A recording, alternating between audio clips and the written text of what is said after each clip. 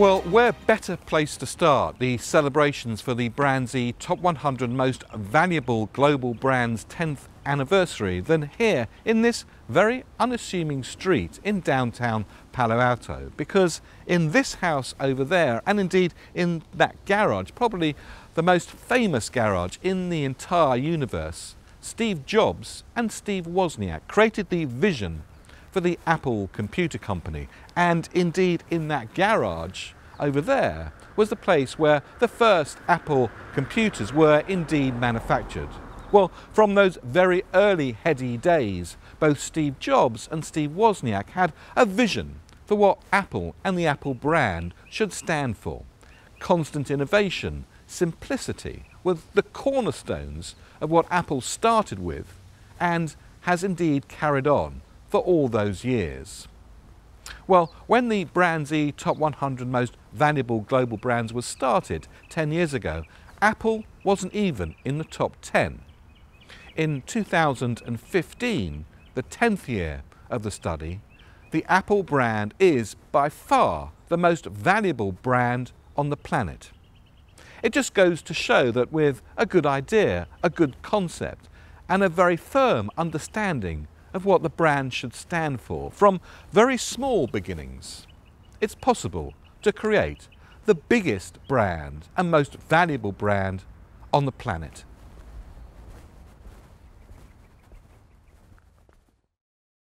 So my name's Marianne Paco, and I'm the CEO of Millward Brown in North America, and I'm very pleased to welcome all of you to the 10th anniversary of BrandZ Top 100 Most Valuable Brands in the World. Thank you. We were over at NASDAQ a little bit earlier closing the stock market today, and that was super exciting as we all got to clap. Martin got to have a picture with all of us, and it was just a great celebration, not only of the BrandZ Top 100 10th anniversary, but the 30th anniversary of WPP.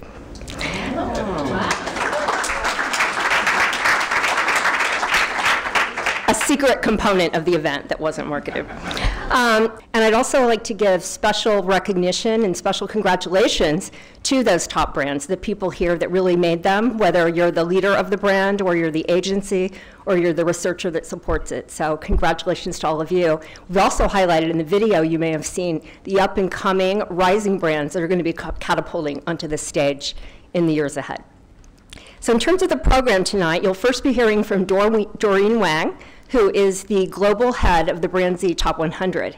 And Doreen's going to focus on highlights of what we learned in the past 10 years from the BrandZ Top 100. So what we learned in the past 10 years at this 10th anniversary. And then we'll be introducing our elite roundtable panel that includes some of the top in the world, some of the top brand builders and business builders that we have today. And they're going to be talking about not the past 10 years, but they're going to be talking about the future potential of brands in the 10 years ahead. So it's going to be a very exciting program. But before I introduce Doreen, I've been asked to make sure that all of you, I'm not asking you to totally power them off completely, because I know that's not possible, and we went tweeting, but to take the sound down. So make sure you have no sound. And I'd like you to then join me in welcoming Doreen Wang to the stage. Thank you very much, Marianne. Welcome everyone to the BrandZ 10th anniversary party. BrandZ is the largest brand equity database worldwide.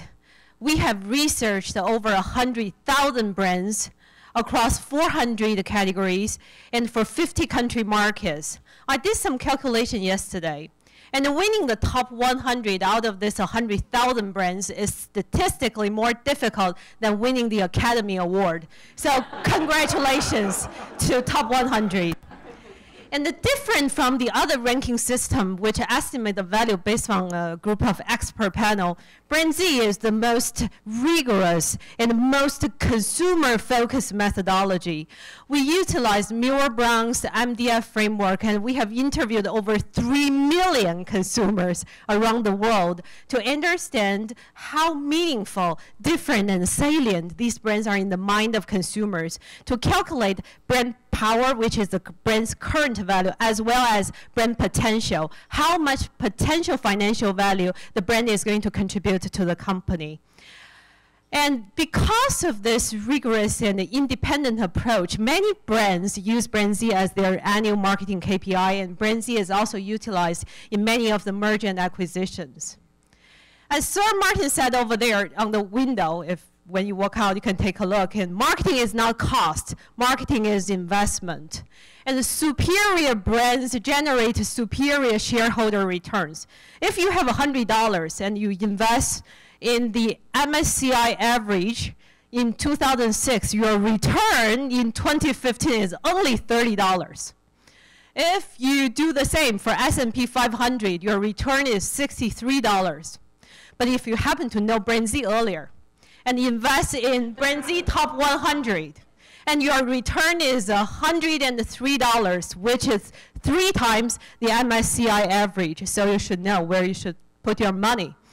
And during the economic downturn, the 2008-2009, both strong brands and average brands declined their value significantly. However, it only took the strong brands half a year versus the average brands 3.5 years to recover to the previous value.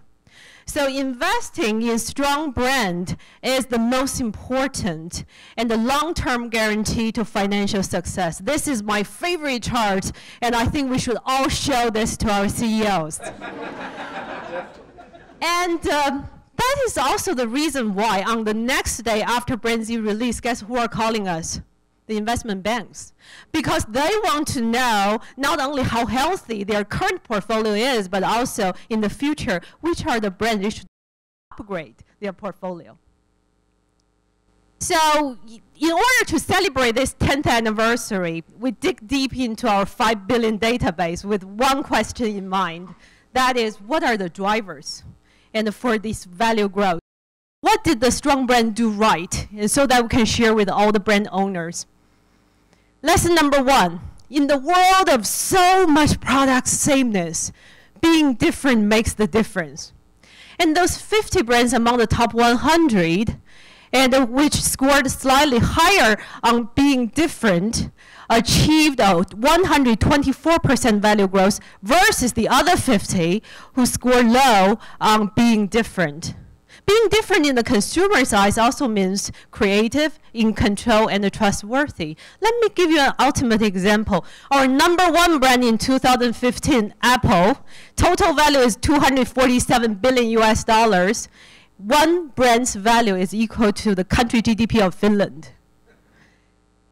And when Apple just entered BrandZ Top 100, it is being perceived as a differentiating brand, only on differentiating. But over the past 10 years, gradually add on innovative, premium, and this year, Apple is even our top 10 most trusted brand. So a brand from just different to meaningfully different help Apple add a value of 14 times over the past 10 years. Being different is not for the sake of difference. Difference needs to correspond to the brand proposition. And we found out that brands with strong purpose help accelerate brand equity.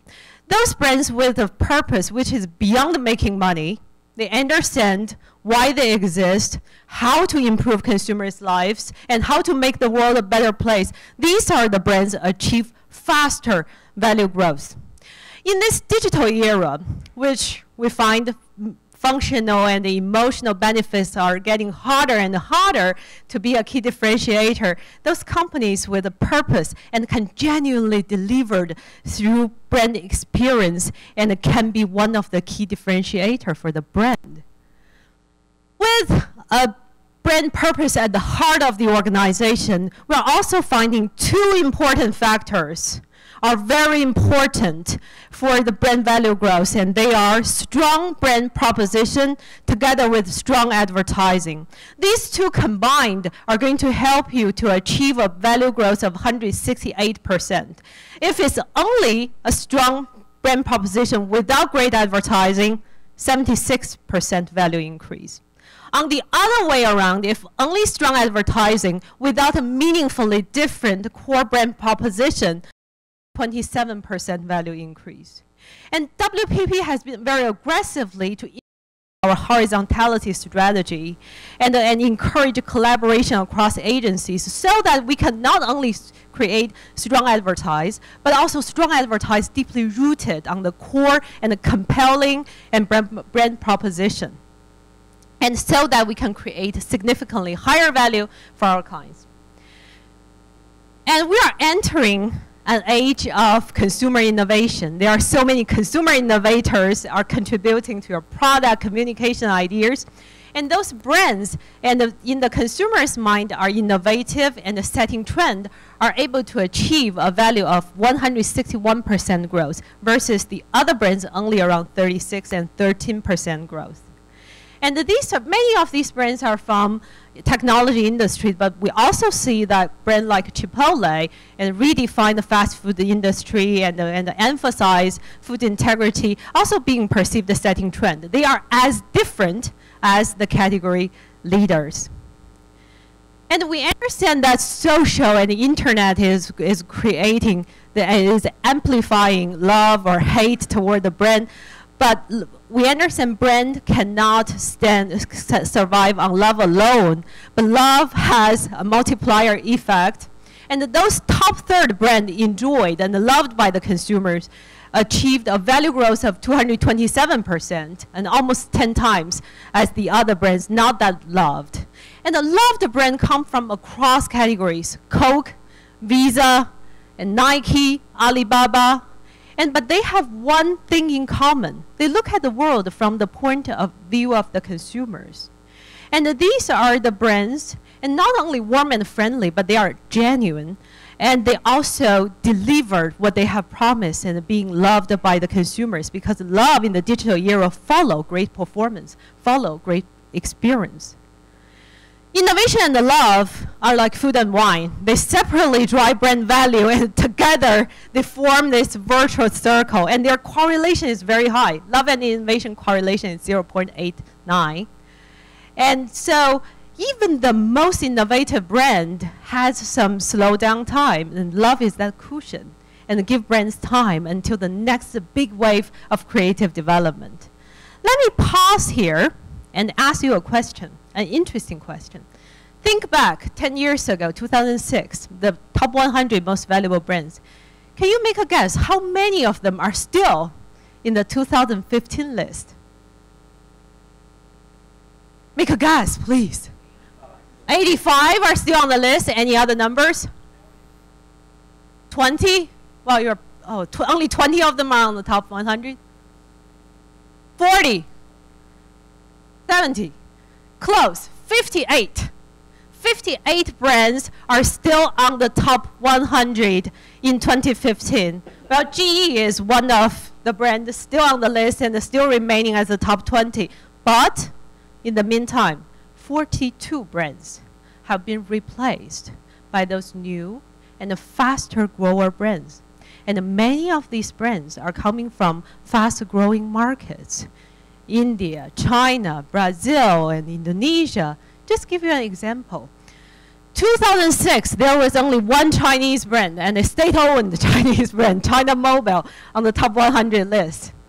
And in 2015, there are 14 Chinese brands on the list. And this is the first time for Alibaba to become the top 100.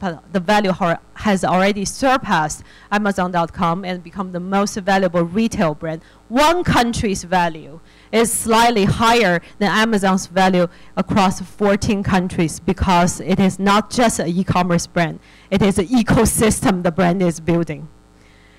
And we are seeing many of these brands are big in their home countries, but they are not truly globalized brands.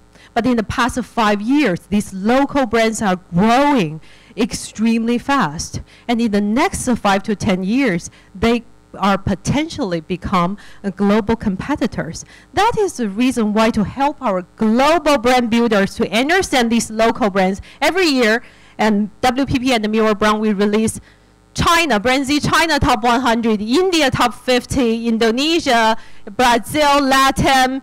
And please go to BrandZ.com and download those reports and enjoy reading, because you need to learn their tricks of marketing. And in order for us to remain as competitive as the past 10 years. So 10 years, 3 questions, and I think those are thought-provoking questions. How can we, as brand builders, make people's life better? And do our customers, do our consumers really believe we care through innovating and a loving experience? Build meaningful difference. Not only difference, build a meaningful difference to ensure that our meaning is resonating with the consumers here and also the consumers on the other side of the world, because the meaning over there is changing even faster than the meaning here. Last but not least, the technology explosion is making disruptive innovation happening. This is happening beyond our country, beyond our category, and beyond our channel. And as the most valuable brands, how can we get ourselves ready and embrace this disruptive innovation and continue to build financially successful, most valuable 100 brand in the next 10 years? Thank you very much.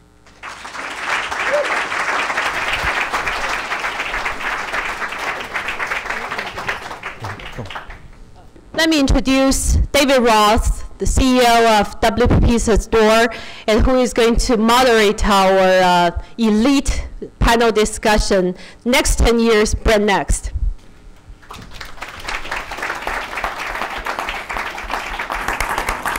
Thanks very much indeed, Doreen. I'd like to capture your energy and stick it into the national grid. Doreen says something about it felt a bit like a party. It does feel a bit like a party, and like all good parties, you catch the eye of people who you haven't seen for a while. And there are 2 people in particular I just want to call out who were unbelievably instrumental in the origination of both the idea and the execution of the top 100 most valuable global brands. So first of all, Joanna Seddon, who now works for Ogilvy, and Joanna really made an amazing contribution to the thought processes and actually making it happen. And also Eileen Campbell. It's very nice to see Eileen here as well. So thanks very much indeed.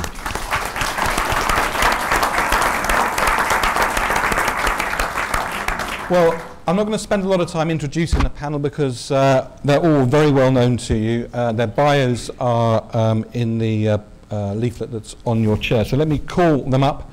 First of all, Jim Stengel, the CEO and president of the Jim Stengel Company. Of course, Jim was the chief marketing officer for Procter & Gamble.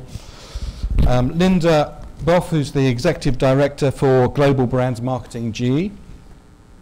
Sir Martin Sorrell, entrepreneur, founder, and chief executive of WPP.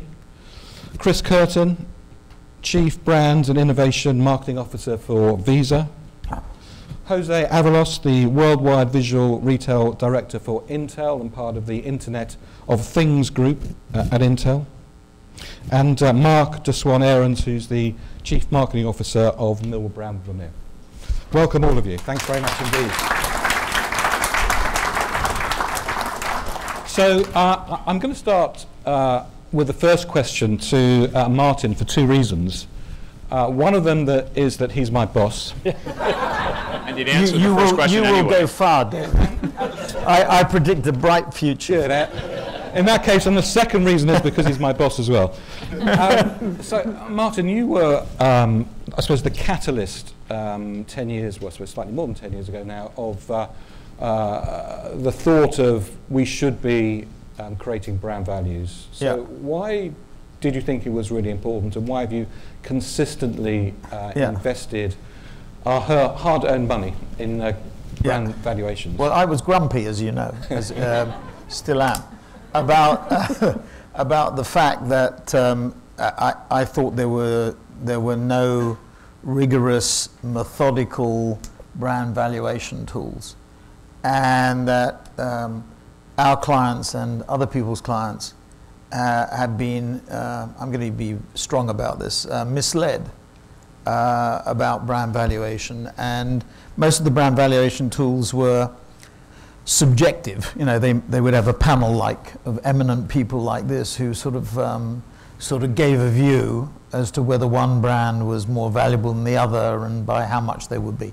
So I thought there was a an opportunity for us to be rigorous and develop a rigorous methodology, which was important in establishing a brand valuation tool. And we had a couple of, we had Millward Brown, who still do, and it's now $1 billion brand, Millward Brown. I mean, from about $50 million or thereabouts in 1988 when they became part of WPP. Over 25 years or so, they became $1 billion brand, one of our $7 billion brands at WPP. And I thought that made a lot of sense. We have BAV as well within the group, and I thought there was interesting methodology opportunity in establishing it as a famous brand management tool. The second thing, which became more relevant as we started to get into the new millennium, and particularly after Lehman, and again, I don't want to offend anybody in the audience or outside this audience, but here goes. We're in an era of tepid economic growth. The IMF has just lowered their view as to what worldwide economic growth is from 3.5 to 3.3 real, nominal around 5.5. Our clients are faced with very little inflation and therefore very little pricing power. And we've become all too focused on internally and on cost. And as Jeremy Bullmore has written far more eloquently than I'm trying to articulate it, you don't win by cutting your way to cutting costs or cutting your way to prosperity. You win by growing the revenue. And as Doreen very forcefully demonstrated, Chinese forcefulness. There's a big lesson here for all of us in the West. As she demonstrated, these brands that invest in brands, these companies that invest in brands, generate faster. It's a sequitur. I mean, it's easy to understand. If you invest in brands, you grow your revenues faster. The biggest determinant, the single most important factor for total shareholder return, share price appreciation, as a part of that total shareholder return, is organic growth. If you invest in brands, you grow faster organically, value is enhanced, and we ran that portfolio, it would be 3 times faster. So in summary, what we were doing also is trying to focus our clients on growing the top line and not just focusing on cost. And don't get me wrong, there's room for both. You have to grow the top line, you have to be effective, we have to produce better work for our clients, you have to be more efficient. So it's a twofold thing. And I'm not denying the importance of procurement and finance, but procurement and finance has too much power. Marketing is an investment, is not a cost, as Doreen pointed out, and I think that's a mantra we should. It was interesting, at Cannes, when we put that out, the biggest number of retweets that we got on anything that we said at WPP, anything, was that phrase. And I think actually that sort of touches a nerve.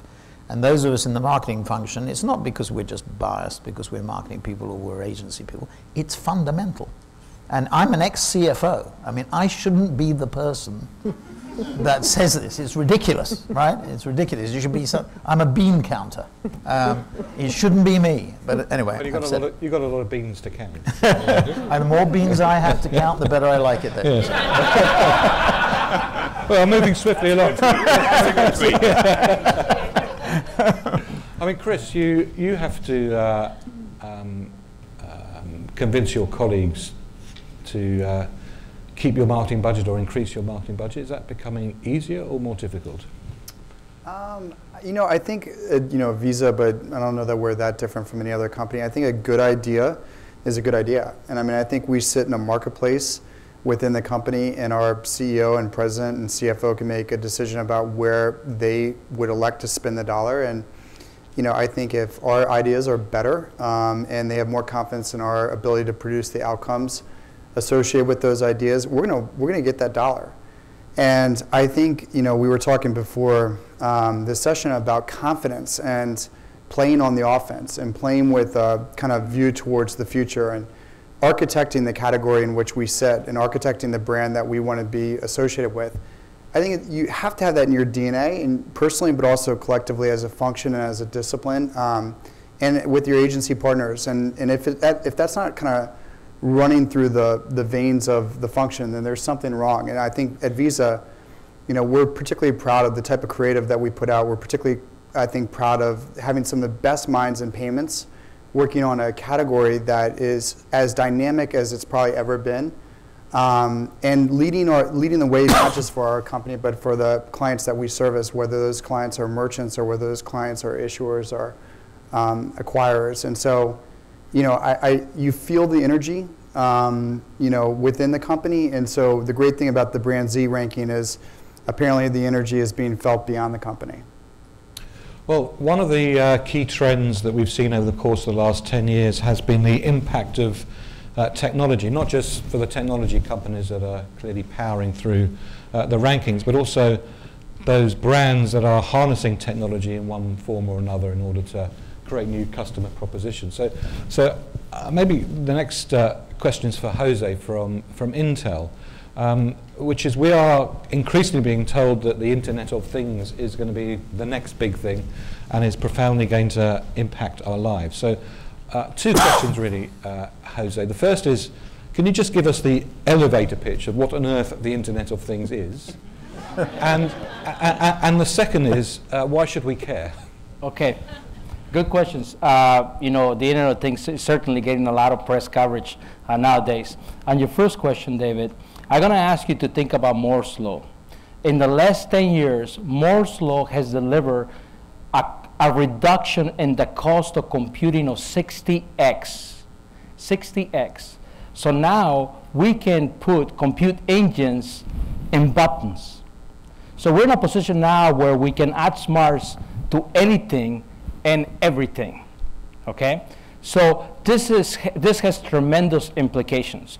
All these devices are becoming intelligent and they're becoming connected. Analysts predict that by 2020, we're going to have 50 billion devices connected to the internet, 50 billion things. And only about 15 billion of those are going to be PCs, smartphones, tablets, and notebooks. The other 35 billion are going to be things.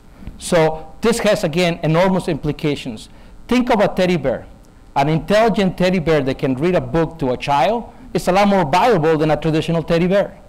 So that's the answer to your first question. Now, why does this matter? Second question. Okay, I'm gonna ask us to challenge ourselves and think about the Internet of Things, about the technology and the innovation that we can drive with the Internet of Things in a broader perspective.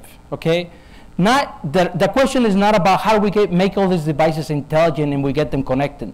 That's gonna happen. The question is about how do we use these new technologies and this new innovation to solve society's biggest issues today. How do we solve aging population? How do we solve feeding the hungry, right? How do we solve climate change, right? So I'll give you an example. The World Bank says that today we are wasting 1/4 to 1/3 of the food that we produce globally, okay?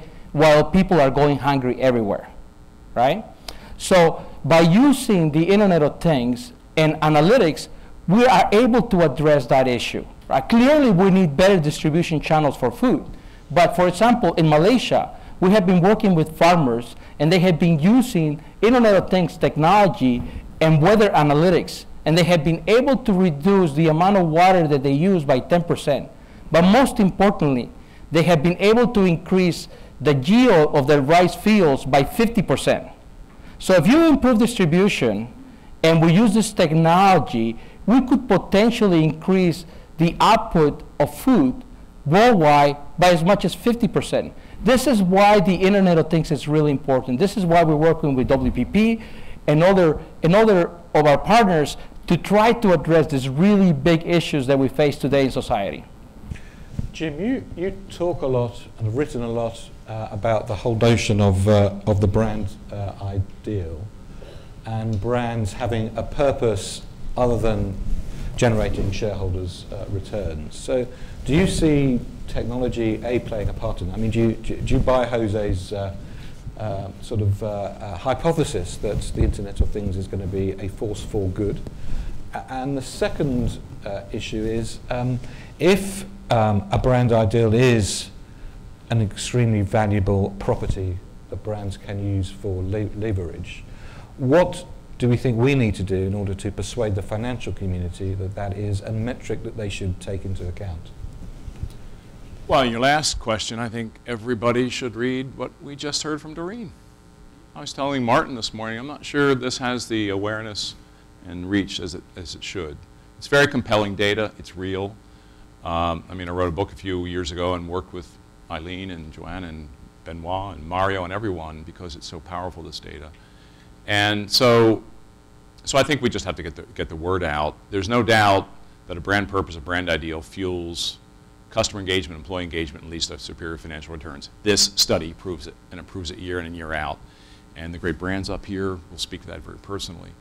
I was at a cocktail party about a year and a half ago with Warren Buffett, and I said, tell me what you've learned. And he had some personal things, but he said, you know, a great brand with a sense of purpose that's well looked after is the best investment. Now, we'll see what happens with Heinz and Kraft, but you look at Geico and See's Candy and the things he's invested in. You ask Ron Conway, the best angel investor in the world, how does he invest? He says, a purpose that's clearly articulated in less than a sentence and a strong leader, and will invest. So these are possibly the two best investors of our era. They believe in what we're learning about, or what we learned about today through Doreen. So anyway, I just think we have to get the word out. The Internet of Things, my friend at GE here can speak about that much more. I think I'm optimistic about the future because the startup fever that's going on around the world, this entrepreneurial zest that is happening, is leading to so much positive change, and companies like GE and Mondelez and Intel are learning about that and working with them. Unilever brought 50 startups to Cannes this year, so they could create awareness of it and matchmake. I think this is so optimistic for the future. We have big problems to solve, but there is a spirit going on in the world now that I haven't seen in my 30 years of marketing career. So I'm very you can speak about that even more. You're doing a lot of pioneering work in this. Linda, you're going through an amazing sort of transition. I mean, we talk about some of the age of some of the brands in the top 100. GE, what history goes back to Edison, really. Yeah, 130 years. More patents than most companies could ever dream of. But this next sort of 18 months, the past 12 months, amazing change going on in GE. So how do you fuse, I suppose, the brand heritage with a very different brand future and a very different consumer, and to what extent is the Internet of Things going to be a player in that for you? Yeah, it's a great question. So let me give you perspective. Jeff Immelt says jokingly, but it's not a joke, that he may be the only CEO that has bought and sold $100 billion worth of assets in about 14 years. And we are nearing, in the coming months, hopefully our friends in Europe will be kind to us, the acquisition of a company called Alstom. I don't know why you tap me on the arm. I wish I had that. I wish I had your that magic influence. in that direction. Martin knows names. He knows people. So we will bring in a very big energy company, and we will dispose of our appliances division, which has been with us for a very, very long time. And what that will mean is the company, the GE of the very near future, will be nearly 90% industrial because, oh, by the way, GE Capital, which was more than 50% of the company when Immelt took over, we are also disposing. So we are, in many ways, returning to our roots, the roots of an industrial company. Now, what's very interesting is we're not just an industrial company, we're a connected industrial company. So I love hearing Jose's comments. I'm going to steal a few of them. We think about the Internet of very big things. So think of it as the industrial Internet of Things. And imagine, I love your examples, imagine a jet engine, metaphorically, that could tweet, that could tell you that it needs to go off wing and go to the shop and be maintained. Imagine a locomotive that can drive just more efficiency, so goods get there on time. So when we think about the 50 billion machines that are coming online and the 35 billion that are not smartphones, you know, there's a big percentage of that that's GE, or that could be GE enabled. So we get excited about a GE, a brand that is one that is a connected industrial company. And that's a big vision for us. That's the first thing I'd say. The second is that at a time when our company is becoming much simpler than it has ever been, than it has been in any recent time. No more NBC, no more capital, no more appliances. We're a company that will be healthcare, transportation, and energy. That's pretty cohesive. Brand is more important than ever. And it is truly a golden moment for our brand because we have to align as a branded house as GE everywhere we go. So that's the conversation we're having inside. It's not just a simpler portfolio. It's not just a company that is, you know, connected and industrial. It's a single brand going to market. And you know, what BrandZ points out, and what I wish I could just, you know, bring you home. You're so good, Doreen. But I think what Doreen talks about, and what Jim... What was it? I know, trust me, I can arrange it. In terms of purpose, really is so relevant for us today. To what extent, I mean, you talk about jet engines tweeting. I shudder at the thought of what they might say. And by the way, if you... It won't be as clever as Martin. Yes. If you want to tweet, feel free. Just don't give out anybody's mobile phone numbers. I think that would be good.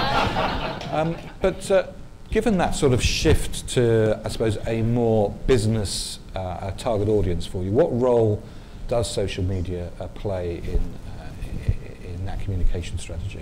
Again, it's more important than ever, because I think as we reconstitute, if you will, as an industrial company, remaining human, remaining accessible, remaining personal is more important than it's ever been.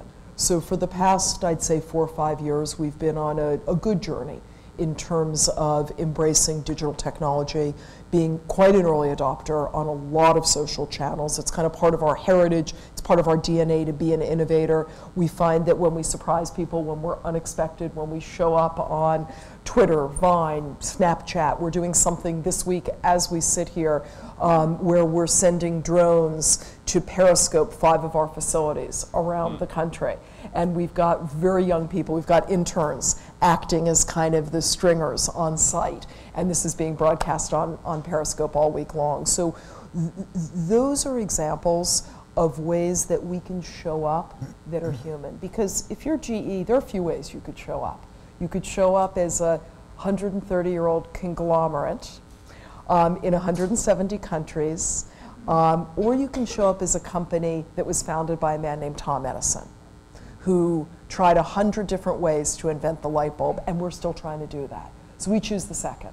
And I think as an industrial force going forward, social media, being human, finding ways to break through, storytelling through the eyes of not just GE people, but YouTube creators. We're doing something with Ron Howard and Brian Grazer and a bunch of other directors this fall to sort of unpack these stories and bring them to life.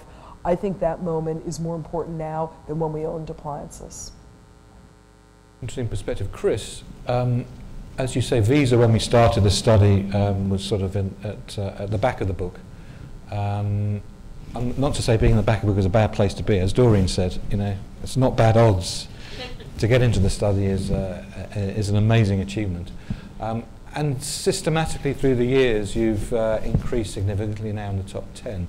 Innovation, as we saw from Doreen's presentation, is another one of the key aspects that brands absolutely need to have to increase their value.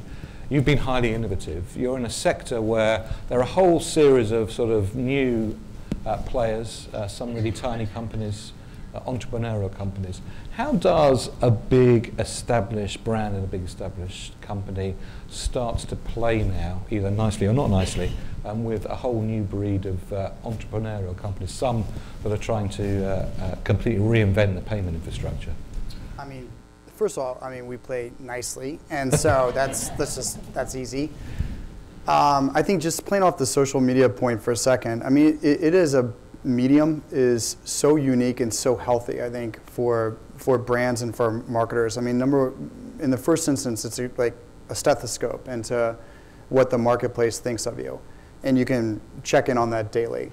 And second is, it's actually just healthy for us in the sense of it makes marketers embody their brand and be their brand, because they themselves can go on Twitter and tweet something. We did something around marriage equality, and we didn't have to put it through a committee. You know, in fact, many of the people who did it are in this room right now, and it was just right. And we stand for acceptance. That's another version of acceptance, and it just was on brand, so to speak. We didn't need a style guide. We didn't need a book. We didn't need, you know, 1,000 meetings to get to what was somewhat obvious to us. And so for us to be able to contemporaneously express who we are as a company, I mean, those things are as important to the marketplace as, frankly, they are to the employees. And the amount of pride that you can generate within a company, it's almost, it's hard to actually believe. And so I just think social media in that respect as a platform, and everyone knows the other benefits and virtues of it in terms of scale and in terms of it being borderless, but that element of it as a craft, I think, is really important, can't be underestimated. Sound a bit like Donald Trump. Really? He says he doesn't need a pollster. Yeah. In the sense of, you know, he doesn't need advisors and bureaucracies to do it. It's all there for the picking. Well, I agree with the comments about the association is interesting. Sir Martin. I did see a wonderful headline. I think it must be. That's why I got a haircut this weekend. I think it was in the New. Not looks like. Yeah, in the New York Times it says, "Who's advising Donald Trump?" Donald Trump. Yeah. I mean, and then just quickly in terms of the other. The other question, we are not making teddy bears, although I'd like to purchase that one. But we are sitting back and thinking about Visa kind of as a liquid brand, and as a brand that can find its way into a watch, a brand that can find its way into a phone, a brand that can find its way into a car that's far more intelligent than perhaps even the cars that we drive today. And a brand that can even find its way into this, phenomenon of the Internet of Things. And, payments used to be in some way, shape, or form a bolt-on to a shopping or browsing experience, and now it's becoming endemic to that experience. And the best merchants, in my opinion, are the ones who are kind of advancing that feature and making that feature distinctive to who they are as a company and or as a brand or as an experience. And so, for us at Visa, we're very, very, very focused on how do we make sure that we live up to kind of our promise, which is everywhere you want to be.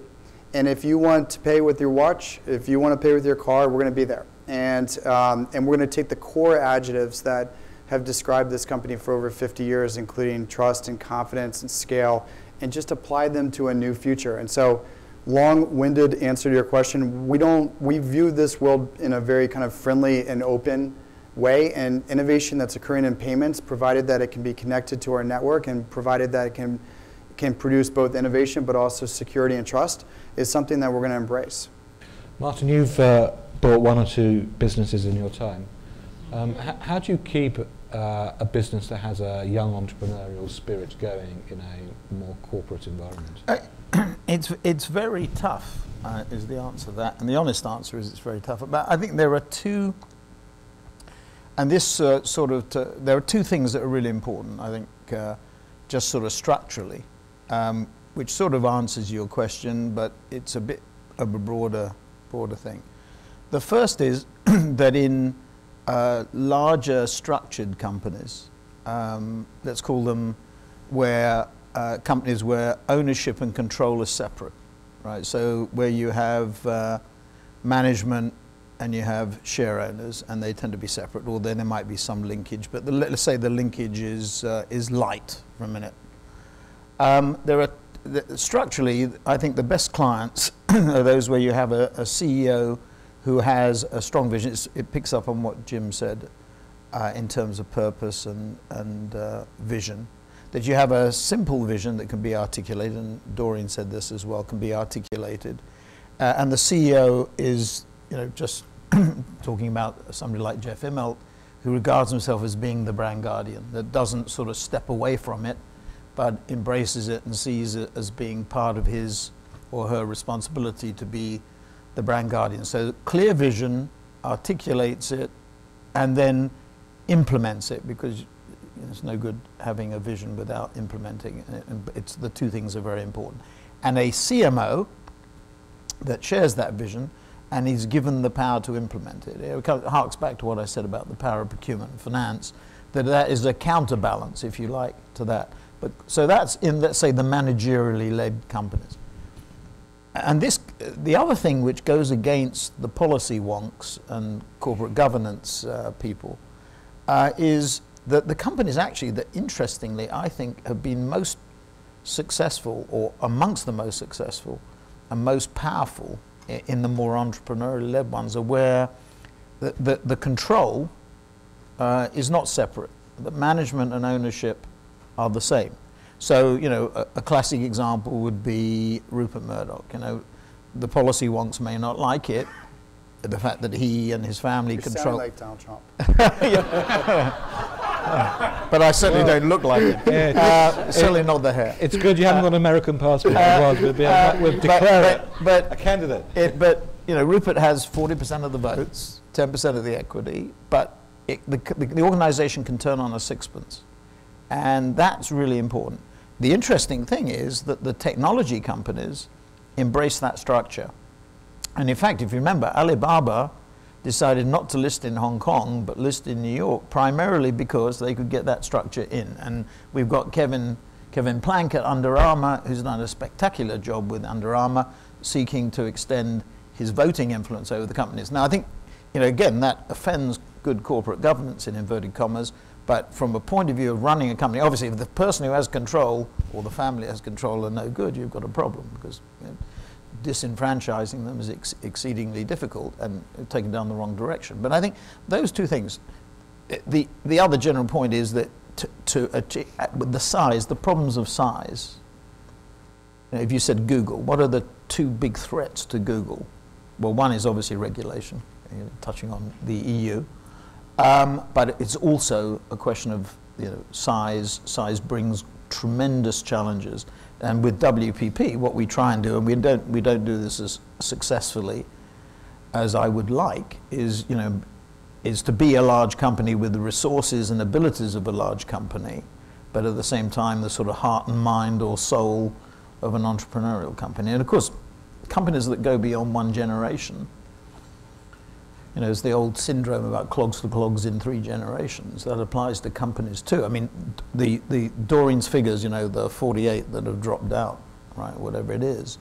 Why is that? That's because, you know, with age comes sclerosis, and as I can attest, and so it's difficult, very difficult to maintain the balance. Mark, just one, you've done quite a bit of work on organisational structures. I mean, Martin's talked about organisation structures how changing, and so has Jim.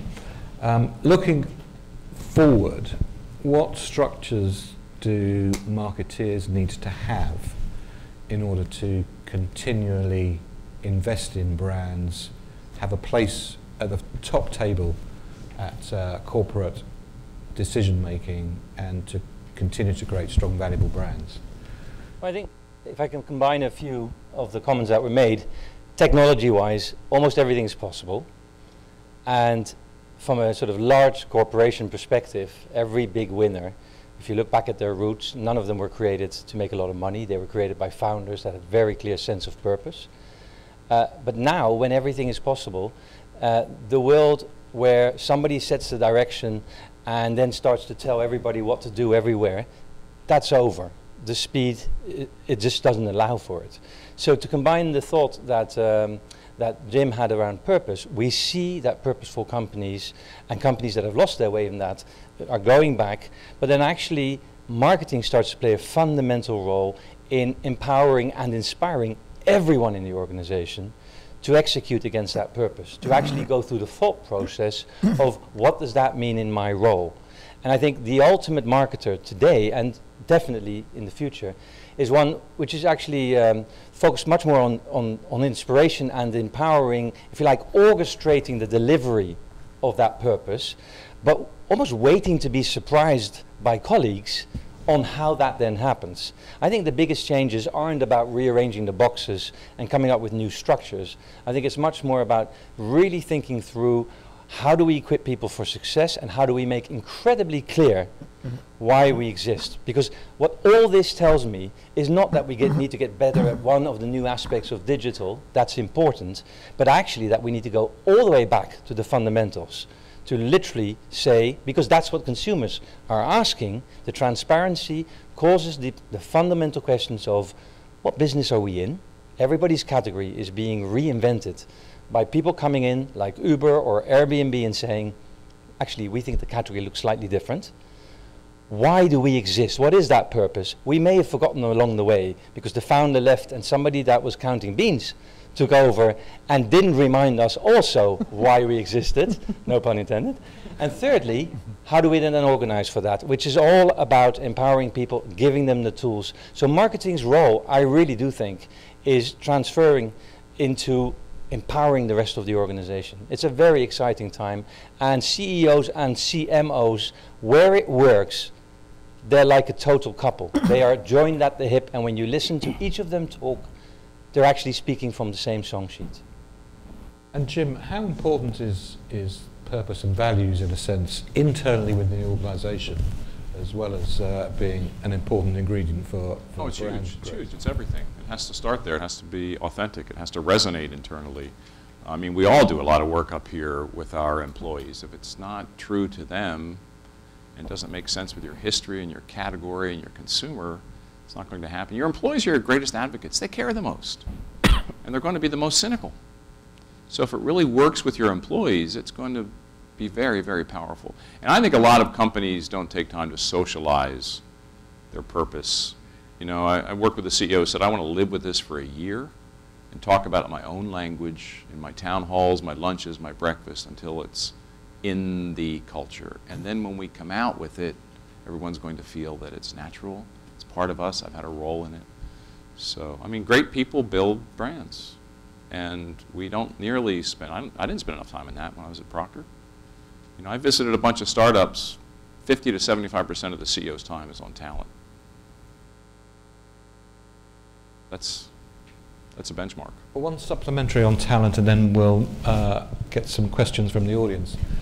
I think one of the challenges that some of these very big brands are now having is recruiting and retaining top talent, because a lot of top talent want to work in more entrepreneurial startup. Everyone's got a startup dream. Everybody's got their eye on a potential IPO and being on the beach when by the time they're 27. And actually, a lot of people do think that if they haven't made it by the time they're 27, life's over. How do you retain, grow, and invest in talent? I mean, Linda.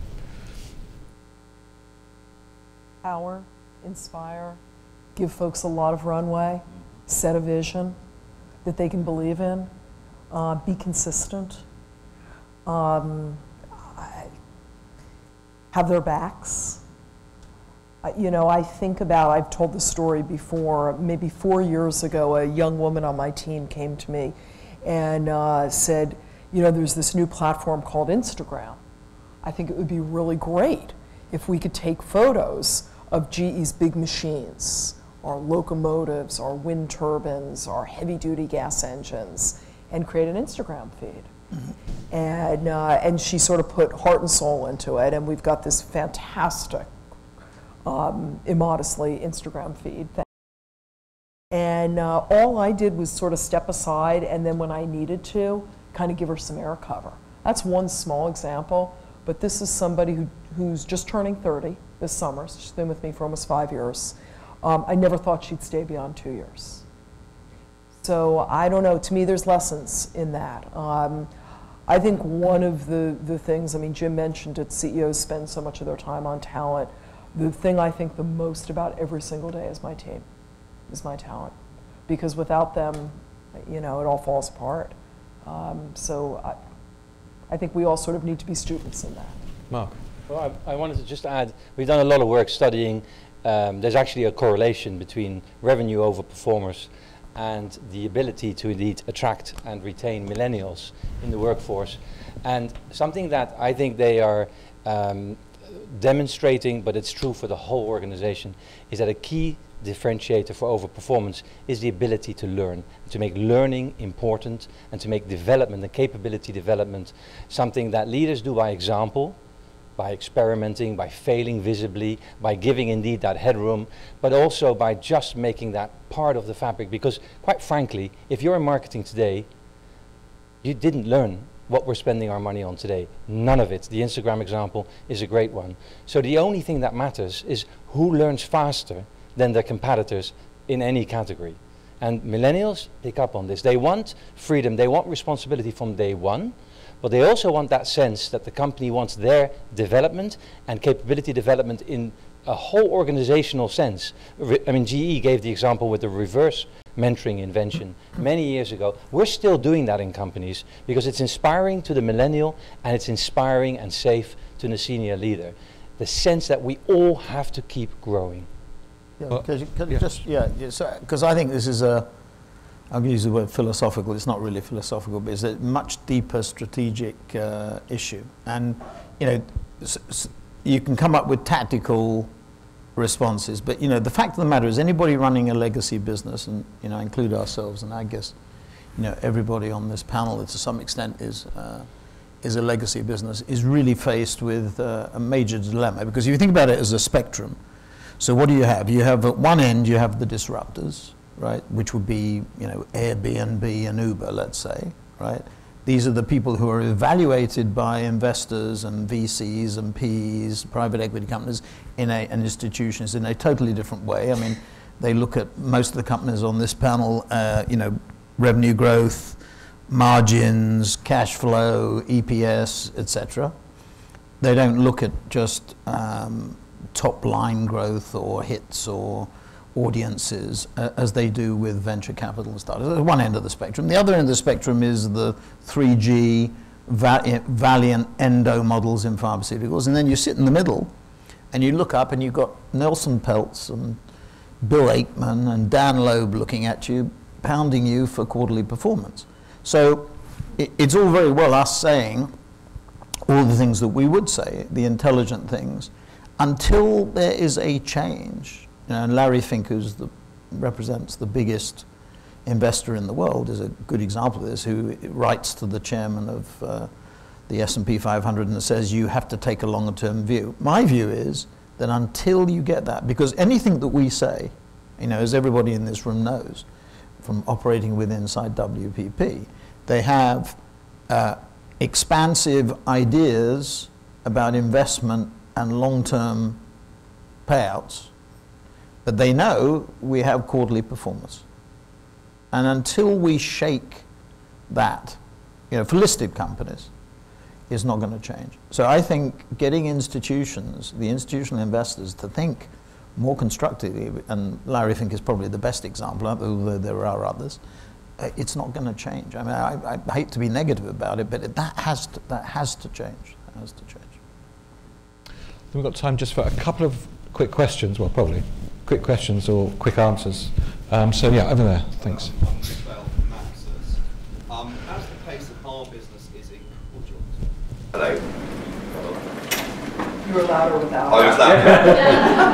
That's technology for you. I quite like speaking on the bar. Is it working? Yeah.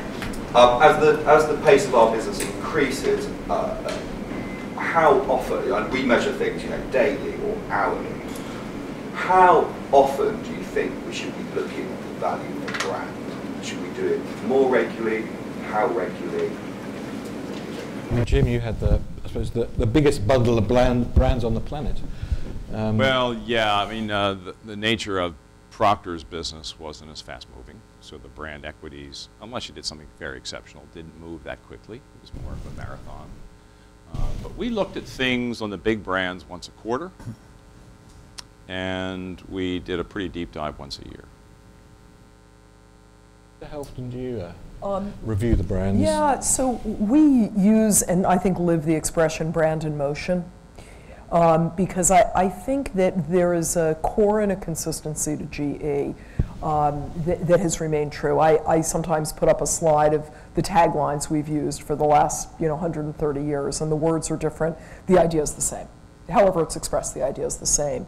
That being said, the world we operate in and how we show up is something we're constantly looking at, but it may be adjustments that are slight and an evolution versus, oh, it's been a year, time to kind of refresh again.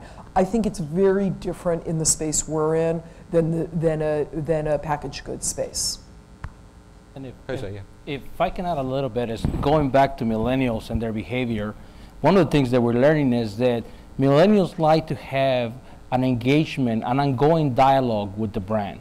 So you have to constantly be looking at mastering your data across all your consumer touch points and running analytics on that to figure out how do you respond to their needs and how do you create a dialogue so that the millennials feel like this is my brand, I'm building it. I heard that I was in Cannes and Twitter. I was talking to Twitter. 2% of brands, tweets with brands in it are responded to. 2%. Chris? Terrible.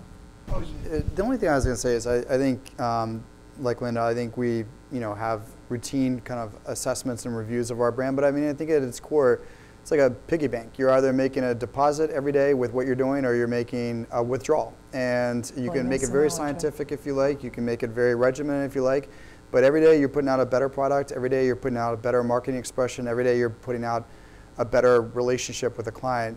You're putting in making a deposit, and you just want to keep that balance moving in the right direction. In terms of the talent point, I think 2 points just really quickly. The first of which is the more that we can all kind of hire human Swiss Army knives, people who are capable of doing any number of things, some of which they may not even know that they're capable of before they began them. I think is extremely healthy, and it avoids atrophy. And then finally, I mean, people want to do things that are consequential. And doesn't mean that they need to be market moving, but nobody wants to walk into a job, regardless of title, and do the uneventful stuff.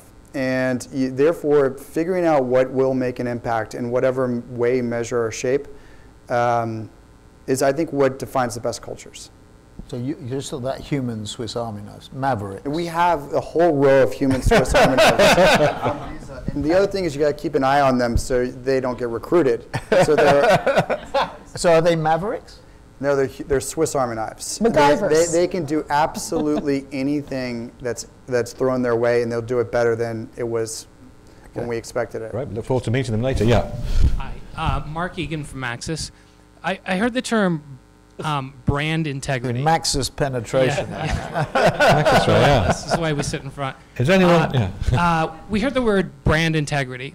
How do some of you think about brand integrity, driving that, and how is that perhaps shifting for consumers over the next 10 years?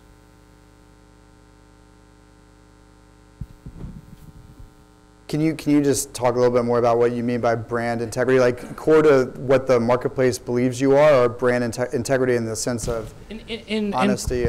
Honesty, connecting with consumers. I think it's probably a blend of sustainable business practice, contribution to community, all of these things. What do you think drives that? We've heard about Chipotle sort of changing the marketplace by communicating honestly.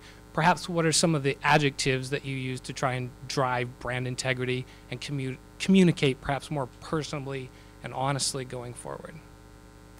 I mean, I think one of the best examples for us recently was the marriage equality.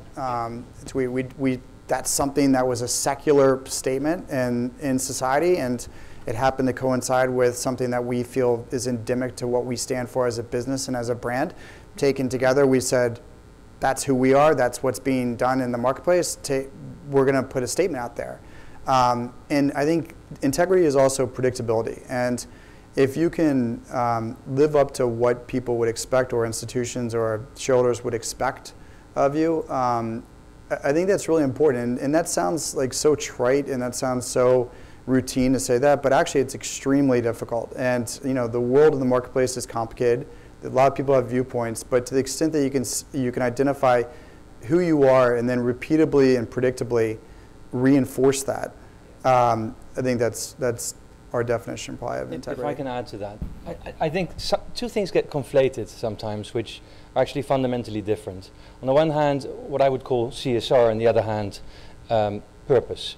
I think the water level for doing business, because of the transparency, because of globalization, and the fact that if you employ a child somewhere on the other side of the world, it will be known very quickly, means that the integrity of a firm to just live whatever the social standards that are rising, live up to that is one aspect. But it's true for anybody that does business. And in fact, all of the people here run big businesses, and they typically are on the right side of the line. And the problem is that in their categories, there are companies that perhaps are smaller, perhaps aren't seen as much or studied as much, and have been in the past been able to get away with less integrity.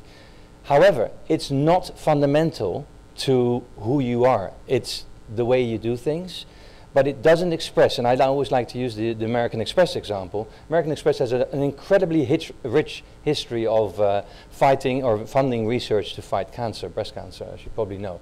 And that's a wonderful thing to do. But the problem with some of these initiatives are that they can be the chairman's wife's favorite charity, or the chairman's husband's favorite charity, next chairman, next charity. And they don't really say anything about American Express, as opposed to something very purposeful like Small Business Saturday, where American Express took a step back and said, what are we about? Who are we for? And it's small business entrepreneurs who, in that downturn that Doreen described so powerfully, we're really hurting. These are people that went into business not for the back office, not for personnel, not for legal and cash management, but because they wanted to print T-shirts or make great espresso. And American Express said, you know what, we can help these people with what we do every day.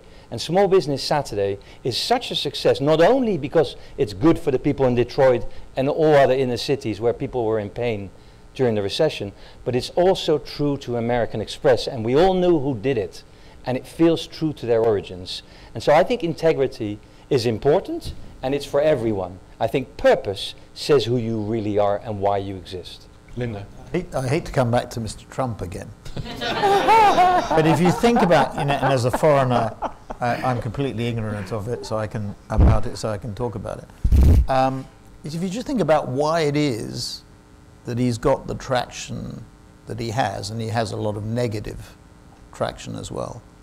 Why is it? It's because there's something going on that he represents that is, at one level, we can disagree about this maybe, there's an authenticity to it, a lack of BS.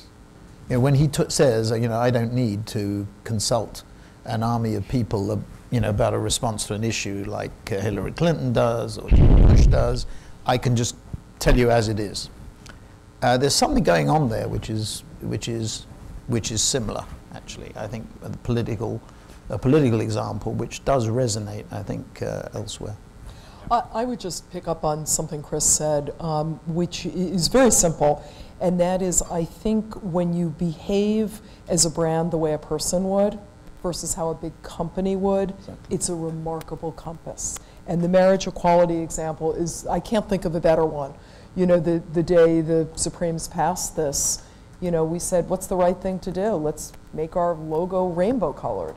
It took 1 second to make that decision because that just was the right thing. And I think, you know, sometimes the worst thing we can say at GE about, you know, a particular creative effort is it's too corporate. And I think it's, you know, we're all people. We're talking to other people. And I know that's oversimplifying it, but that's been a good compass for us. Good. Well, I'm afraid we've been visited by the Grim Reaper of time. So I'd like, on behalf of everybody, to thank our panel very much indeed. Thank you.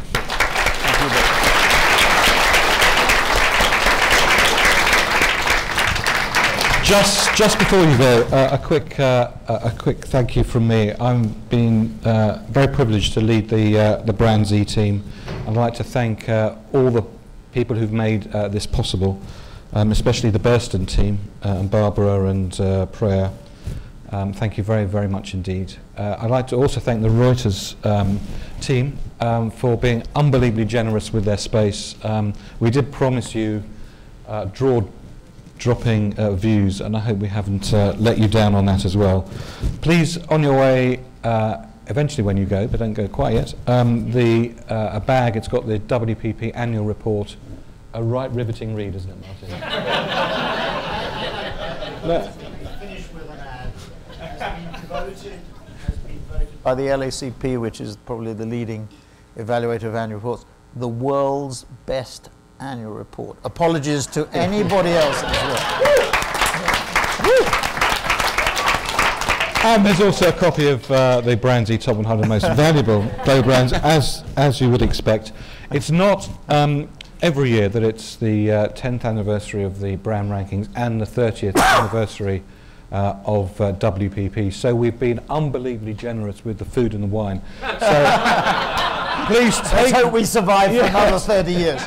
Please do take advantage of our generosity. Stay. We've got a little demonstration of our BrandZ robot. We were going to talk a little bit about how gesture is changing brands as well.